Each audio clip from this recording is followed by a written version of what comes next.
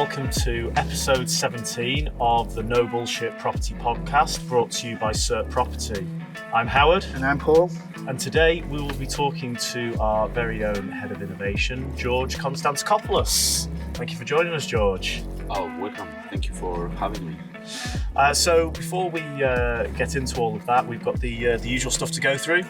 So before we get started with today's episode, just a quick reminder to check out certproperty.co.uk, where you can find the latest UK property news, downloadable industry guides, and much more to help you on your investment journey. Thanks, Paul. So, market news. What's been going on in this change of seasons month of October? So in our last episode, we were talking about the decision that was pending on the HS2 to Manchester. Mm-hmm. Wasn't the news that we wanted? It wasn't, but I think it was the news that everyone expected, wasn't it, by the time it was announced. And, you know, my views on it are the same as they've been for a while, that the project itself was a bit of a white elephant in terms of the journey time to London, you know, already at 2 and a bit hours, you know, halving that as HS2 proposed to. It was very difficult to see what the material benefits were in terms of halving that time. You know, okay, adding an extra hour to people's days, making it easier to travel between the two cities, but in terms of infrastructure investment needed, the connection between the northern cities has easily been clearer to see as being the one that's most in need. And, you know, there's been some loose promises by the government since it's been announced to invest into some of the northern rail connections, but disappointingly, the cancellation of HS2, the one negative is, or the one negative that I see is that it's not allowing the HS3 line, the high speed across the northern cities. So disappointing from the point of view of a major project being cancelled for the northwest. But yeah, look, from my point of view, the actual economic impact of the HS2 between London and Manchester was questionable anyway. So not the right result, but the Northern Powerhouse will find another way to keep powering forwards. Absolutely. I don't think it'll stunt the growth, especially in Manchester. No, I mean, you know, we're going to talk about innovation today, and Manchester, actually nicely segueing into some other market news. The ID Manchester was in the news recently, and that's gained a bit of traction because there's been a tie-up with Cambridge, and Cambridge, obviously known as a centre of excellence for its university and innovation. But ID Manchester is a joint venture between the University of Manchester and Bruntwood SciTech division, which is looking to be a world-leading innovation district and a transformation of an area of the city centre. But the news that this was announced in, there was also a statement saying that Manchester's actually got the UK's largest tech scene outside of London and South East, and that comes from the Department for Digital Culture, Media and Sport. So in terms of the Northern Powerhouse and the growth and driving forwards for Manchester, we've got this fantastic tech scene, which, you know, HS2 might have had a slight impact on, but we've still got it and it's still growing. So, yeah, like I say, still find ways for the economy to move forwards here in Manchester. And that leads on nicely to our topic today in terms of talking about innovation. So we'll finally give you a chance to talk, George. And I think starting off with giving us a bit of a story about your journey, how you ended up here at CERT, and how innovation is your thing. Right. Pleasure to be here, guys. And yeah, in terms of background, I moved to Manchester 10 years ago to do a postgraduate research degree at the University of Manchester Business School, as it was called at the time. Now it's Alliance Manchester Business School. Anyway, and there I focused on market analysis, startups, industry analysis, and finishing that, I started working with startups. I've developed a community for social entrepreneurs. My research and degree was focused a lot on impact and purpose-led businesses. That brought me a few years after being an advisor in Greater Manchester Combined Authority for social entrepreneurship among a group of people. And at the same time, I was developed design, deployed a program for Innovate Manchester, and that's where I met Howard, and we started talking, and then the rest is history. I joined CERT. In regards to approach to innovation, I think it's there are many ways to see it. For me, I like to see it in a simple way where it's any change, any betterment that you do, either internally in a business model or externally. So it could be reaching the customers directly. The customers may see it, touch it, or it may not, because you're just developing your operations, you're developing your processes to have a more efficient business model. For me, that is a very simple way to look at innovation. When you're going into bigger things, new things that you may be creating, that's where you're entering the space of invention, which is different thing. And obviously, wanted to bring this to CERT. I mean, I'm talking from my point of view now of innovation, because we've talked in previous episodes about how we're trying to do things differently, looking at new ways to build, new ways to live.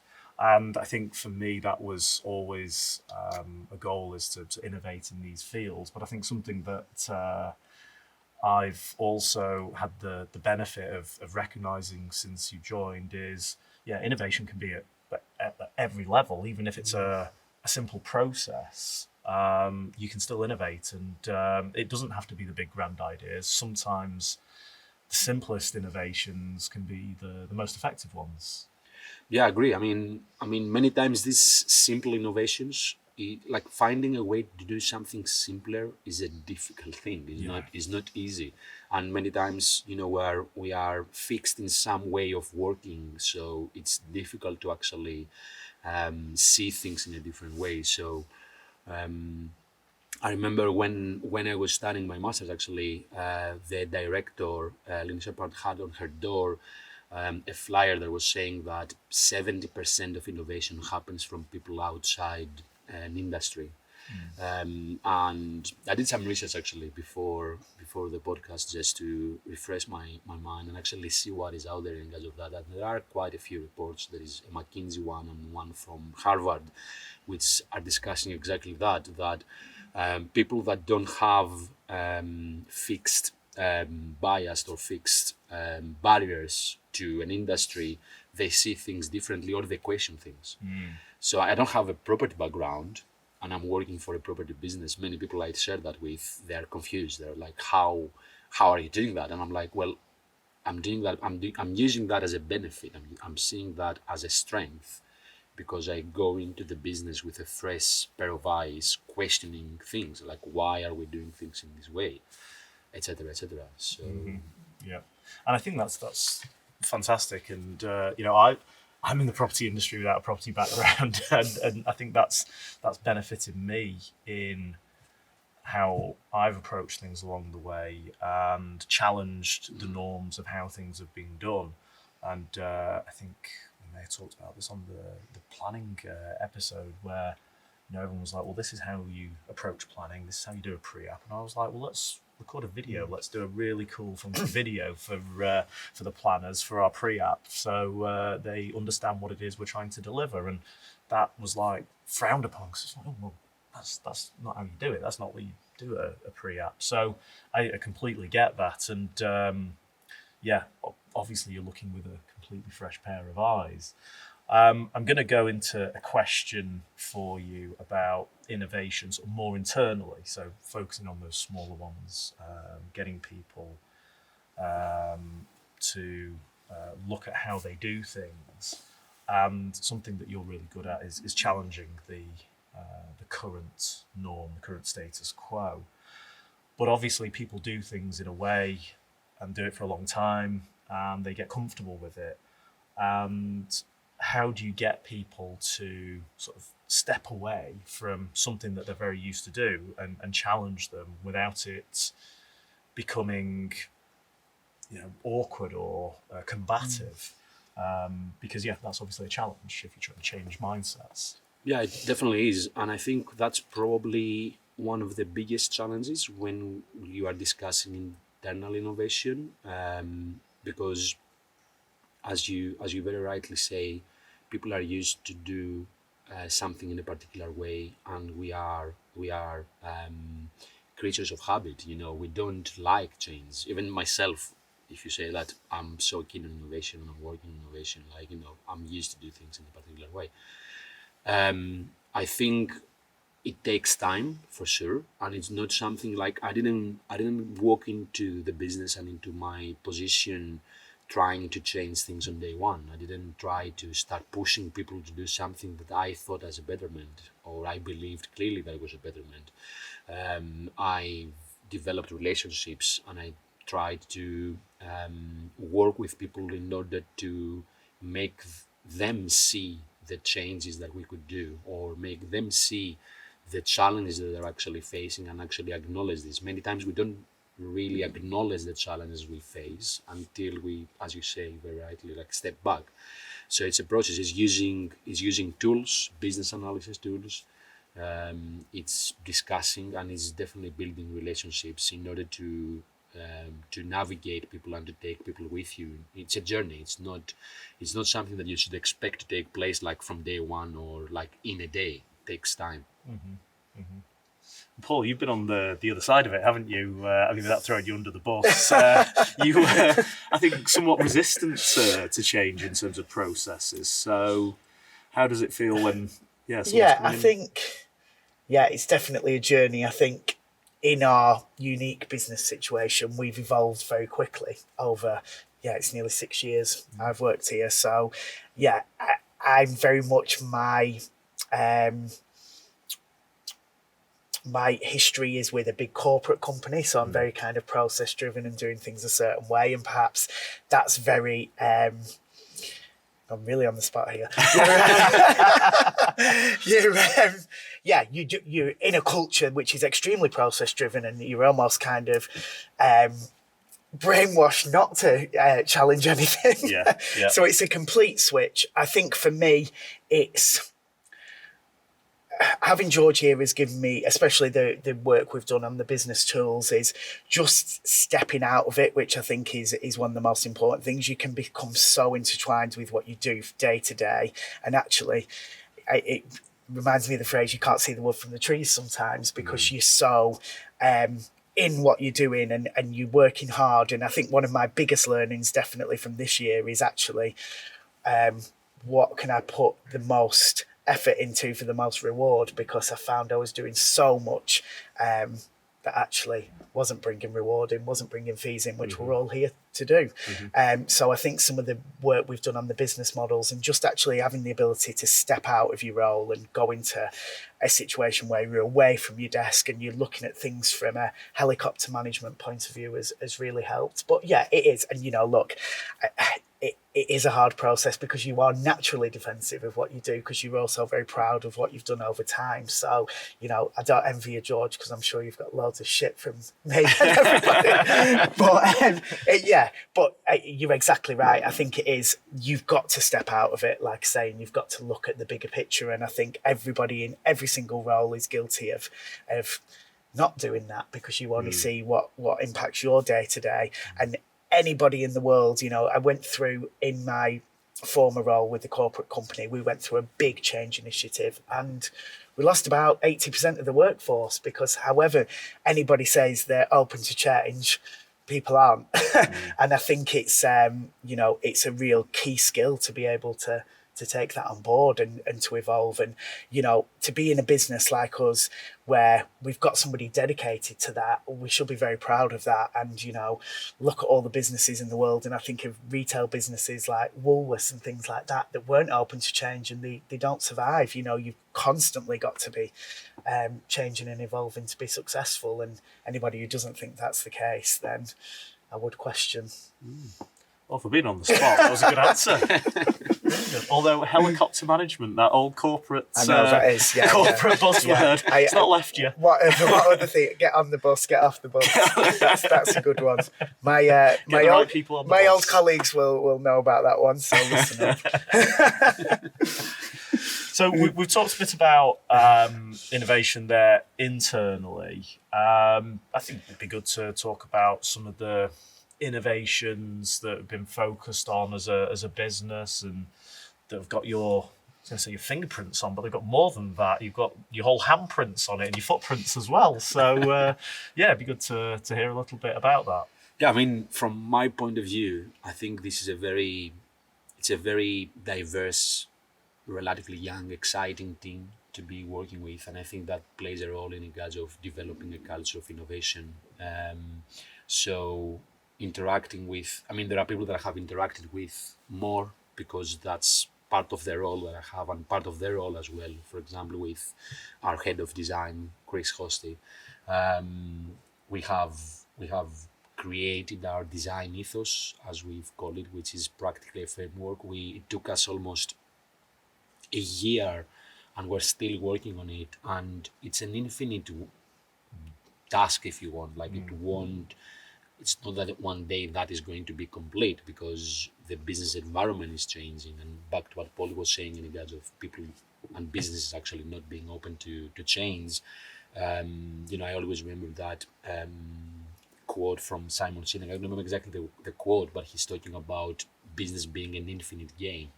There is no end line, meaning that there is no race to win. When you're talking about being the first on what? There is no end point. It's just creating that betterment all the time. So yeah, back to our design ethos is something that I'm very proud about, and we have designed a way and a framework where we are looking at every project we want to do. Obviously, from coining that idea and creating that idea and creating some more structure in that framework to bringing it to operations and actually putting it into practice takes time, and we're still in the process of doing that. But that's something that I think it really made a difference. It created a modus operandi, if you want, for the business.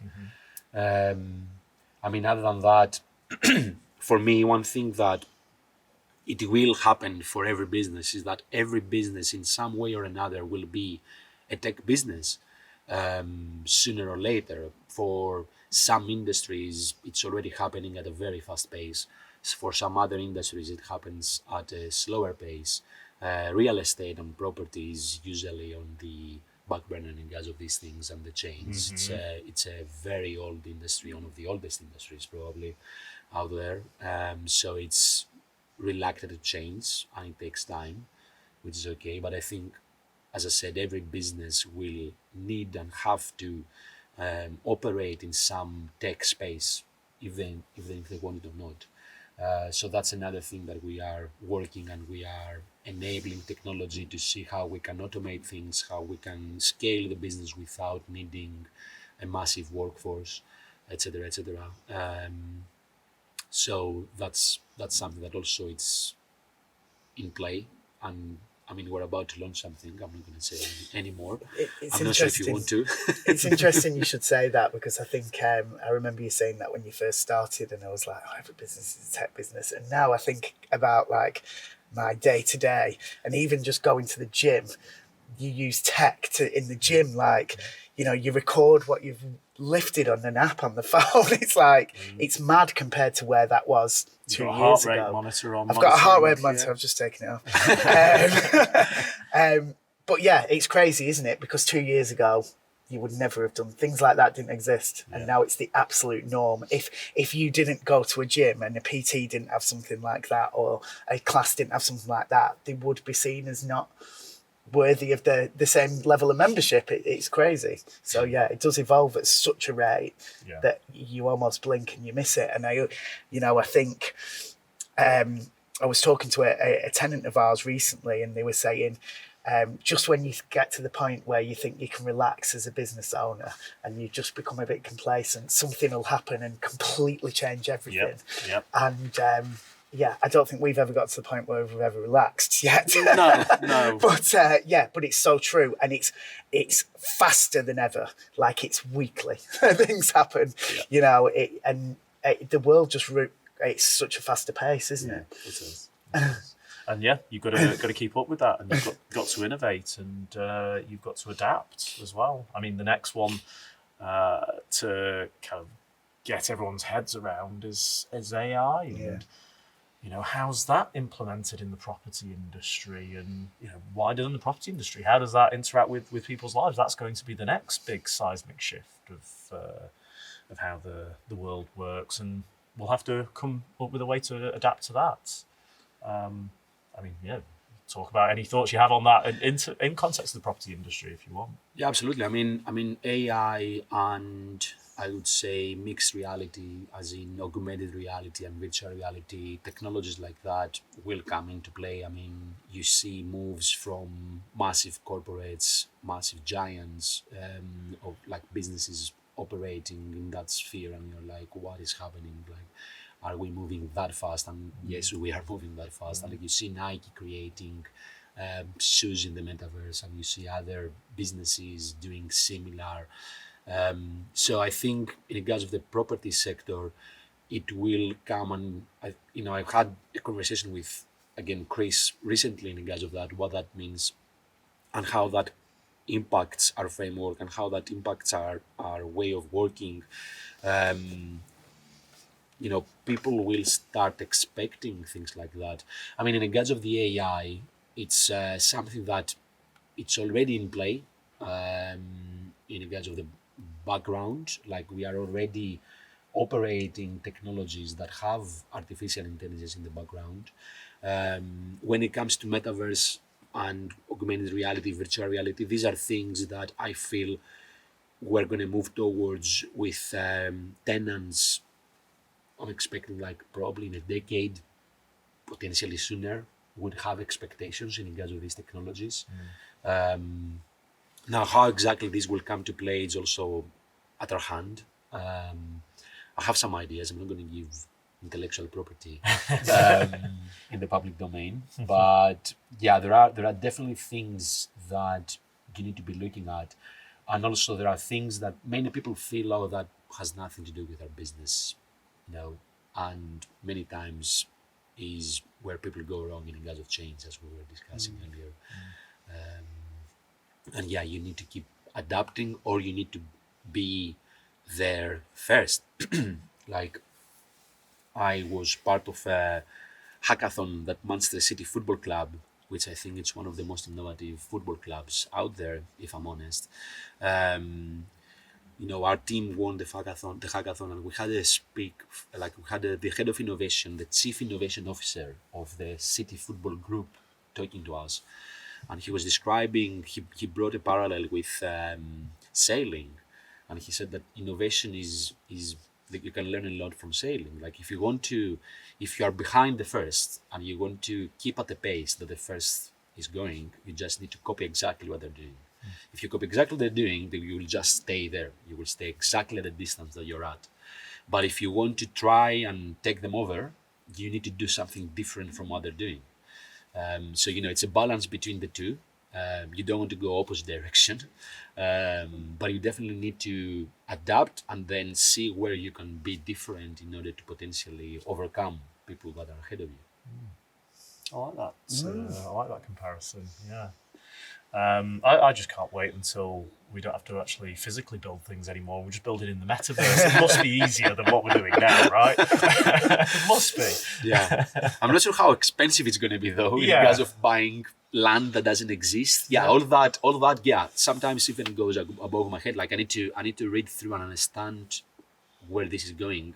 And the point is, many times consumers are driving the markets, and I think this one is definitely one where people are jumping onto it, and they're very keen on having virtual spaces that don't exist in real life, and they enjoy spending hours there. So if consumers want to do that, then we need to be looking closer in regards of that. That means where that is going, how is that impacting our business. It blows my mind, but I am very much looking forward to the Ibiza season being all year round in the metaverse. For example, yeah, it's an upside. So, obviously, talking about innovation and touching on some of the points, the design ethos. In previous episodes, we've talked about our desire to try and do things differently in terms of construction and modular methods of construction. And Chris, our head of design, was on an episode as well talking about it. So yeah, obviously part of your scope has been looking at research and development as well, and helping us lead with research on these aspirations. So yeah, approach to that, obviously, like you said before, you've come in from outside the real estate industry and now leading some of these research projects, and how are you going about that? Yeah, I mean, I think, as you were discussing about Manchester at the beginning in regard to the news, I think Manchester is probably one of the most innovative cities, I would say, in the world. I mean, Manchester is where Industrial Revolution started. You have some very strong institutions in the city. Relatively to Manchester brand name, it's actually a very small city, as in the city centre I'm talking about. But then you have, like, for example, the University of Manchester is one of the best universities in the world, and you have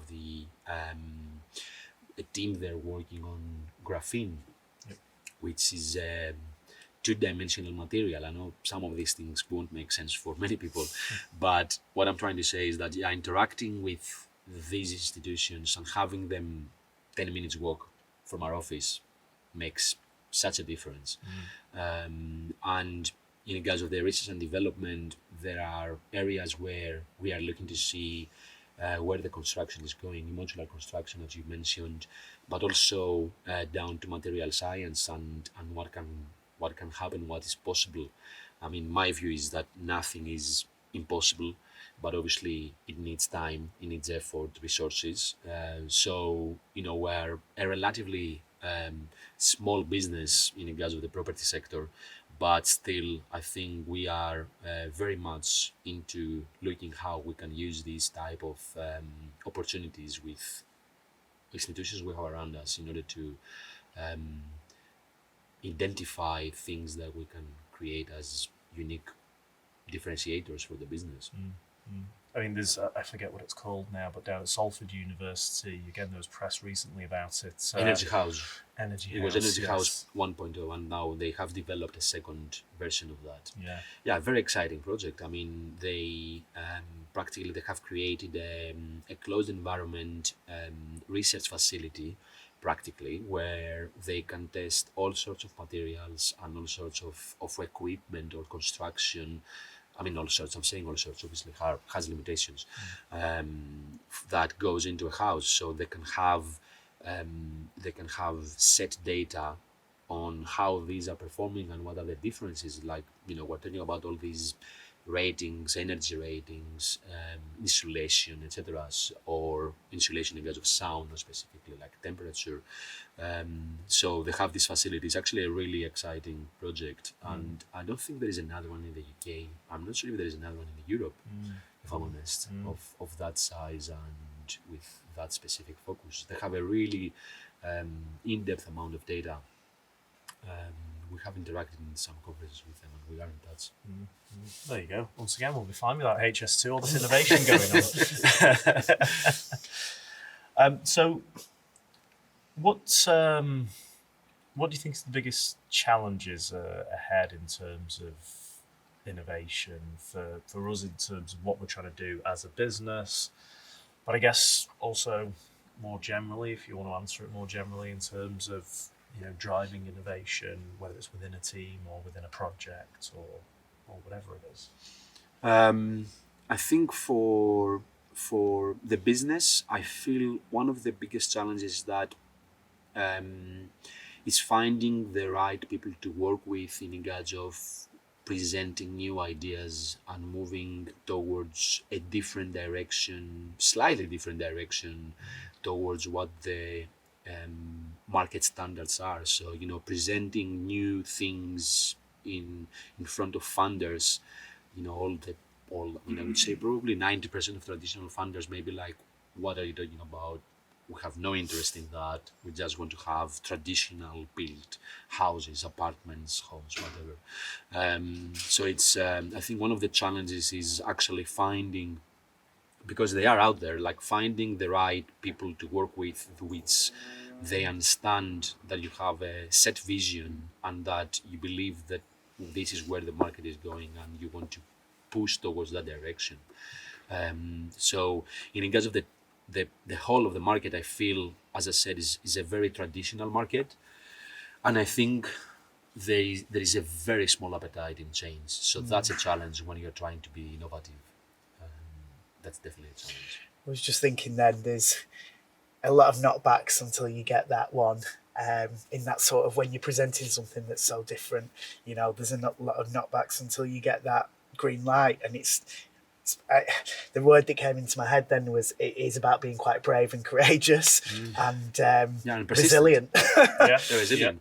Being persistent, like keep pushing. Like if you believe on something, if you think, and there are ways to do that. Like we're running researches with our tenants, research with like the general public, and we are gathering data which indicate that what we're thinking, it makes sense. Like we are validating the ideas, but yeah, it's persistence, and it's the same with like as I said, I work with a lot with startups. As a startup founder, you more often than not you will hear a no rather than a yes. So yeah, it's just pushing through and waiting until you find that person, that funder, that business partner that will understand and will have the same vision as you. What are your thoughts on the cost side of things, especially in the current economic climate? Does change come at a cost?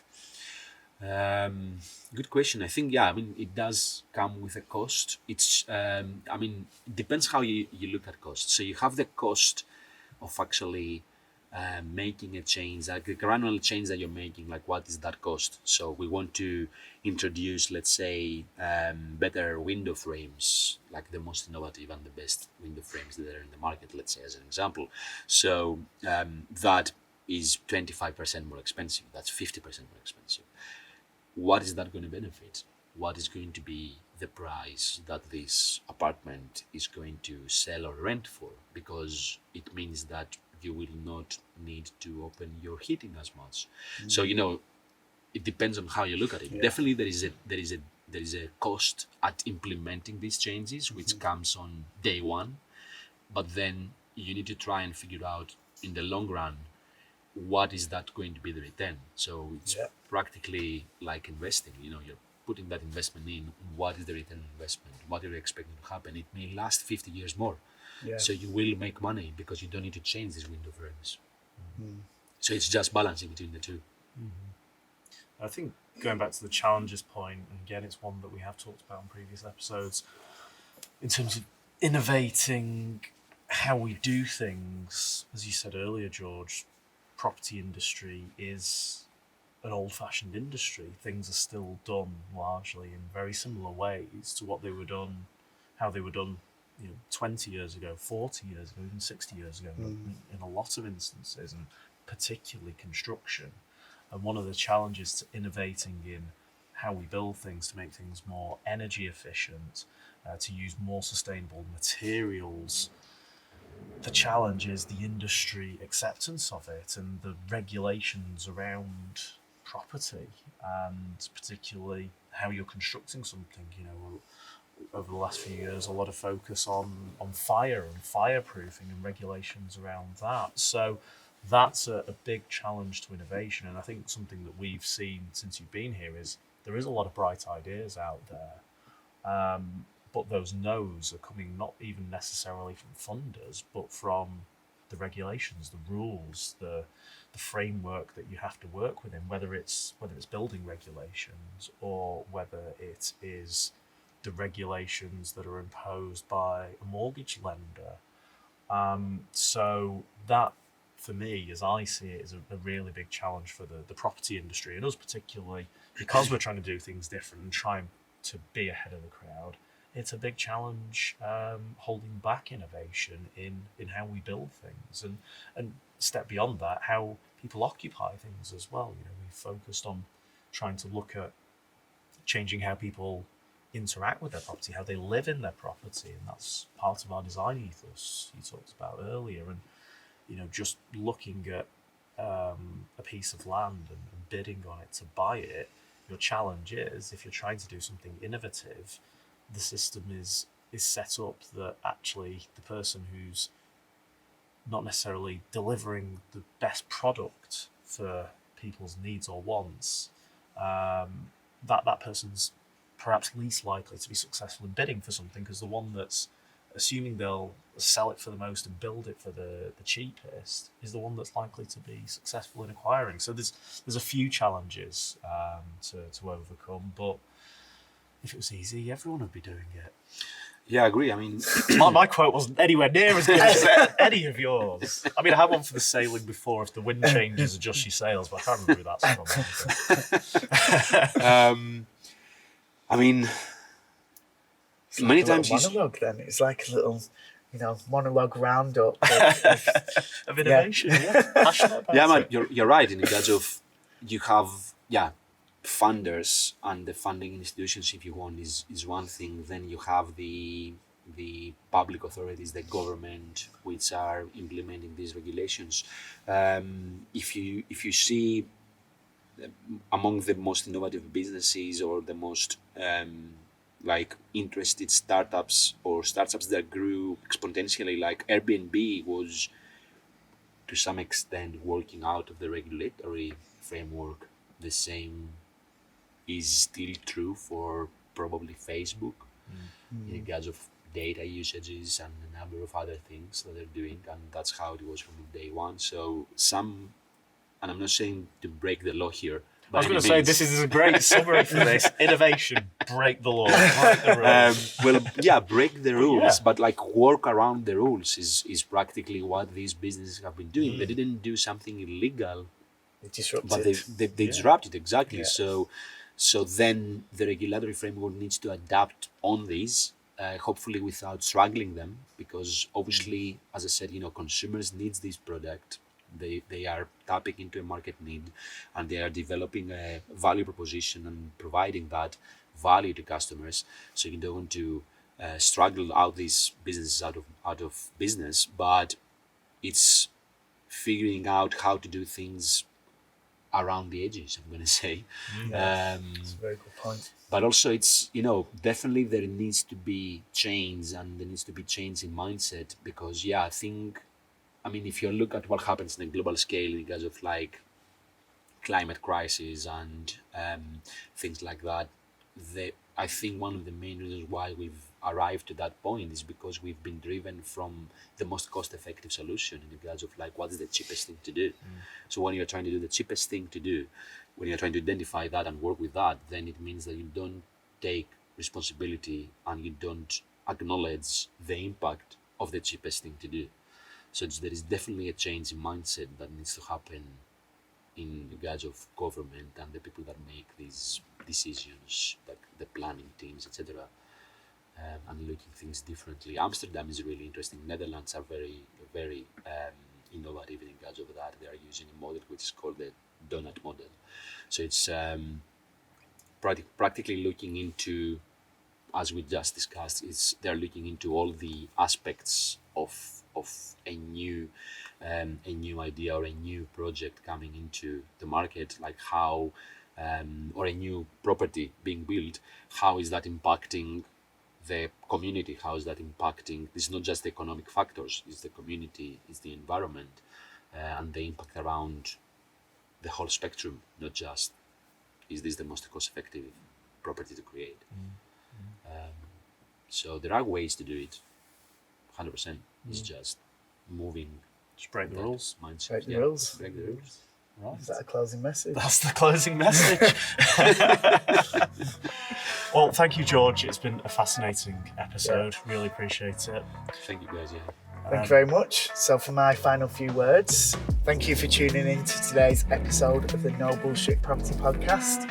If you liked what you heard, follow us on Instagram. Our handle is @CERT_property. Throw us some likes, subscribe to the podcast. You'll get every episode direct to your phone. Go on our website, certproperty.co.uk, which is enriched with information. That's another buzzword. See you next time.